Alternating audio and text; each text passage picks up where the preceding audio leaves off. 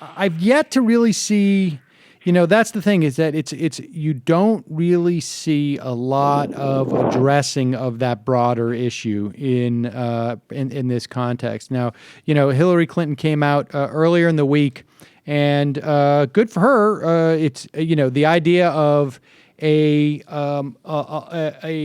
the essential, I wouldn't say the presumptive, but at least the sort of leading potential for nominee for the Democratic Party coming out and giving a speech like she gave. I mean, basically calling for less police intervention, less incarceration. That's something that we have not heard from Democrats in a long time. Now, granted, this is a different era, and even the conservatives are talking about prison reform.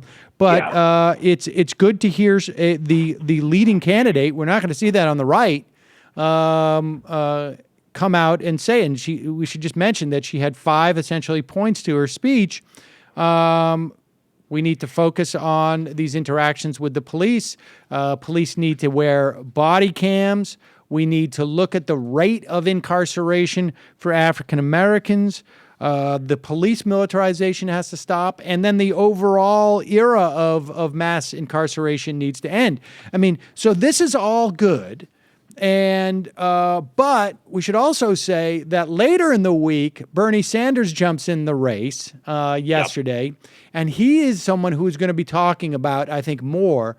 And I think it's probably the first time that we've heard this word in any of what the candidates have had to say at this point: poverty. In his opening statement, we're going to need to hear more about poverty on top of the sort of we need to help the middle class. Yeah, people don't get how important it is that Bernie Sanders is running. I don't think enough people understand how that's going to change everything about this race, because you have a voice that I think is far left as you can be in sort of acceptable and often unacceptable. But I mean, I think it's far left as senators go. Let's put it that way. Yeah, well, that's what I was saying. As far left in acceptable conversation.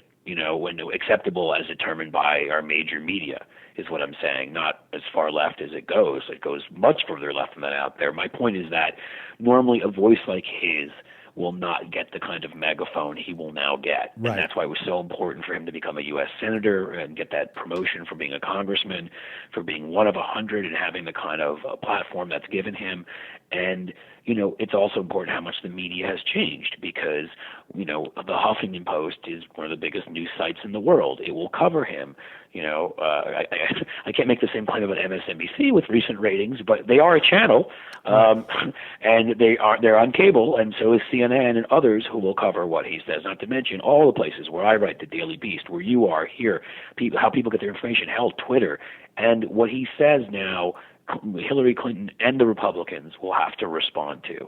And that's enormously important because most of the things, and that's why when I said as far left, I was trying to be clear, as the media will allow, and you said as a senator, and I was like, yes, not regular people, is that almost everything you'll hear Bernie Sanders say is squarely in the mainstream of where Americans stand.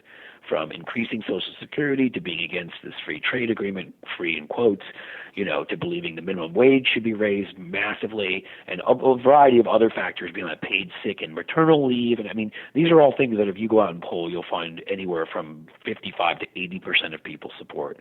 And yet we're not allowed to talk about a lot of them. And so he will be. And I think Hillary Clinton understands what the challenge is to her, is that, and it seems like she does so far, that if she is this cautious candidate, I mean, on the emails, not so much, but at least with some of the policy, she's this cautious candidate and thinks she can get by giving half loaves, people will be uninspired and she will lose.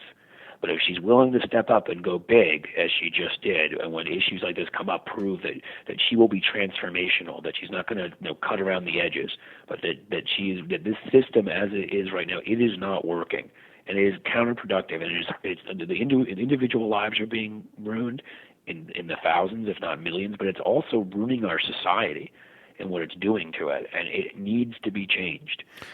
And so I think that Bernie and Hillary Clinton's hopefully increased aggressiveness.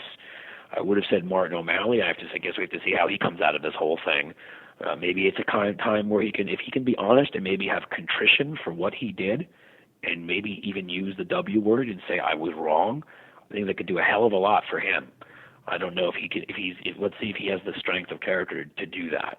And let's see how that affects Republicans. But I'll say very quickly, I did some work in the past for a group called Just Detention International, and we were trying to work on passing regulations to try to prevent prison rape, which obviously is a terrible problem. And you brought up that there are new coalitions on this.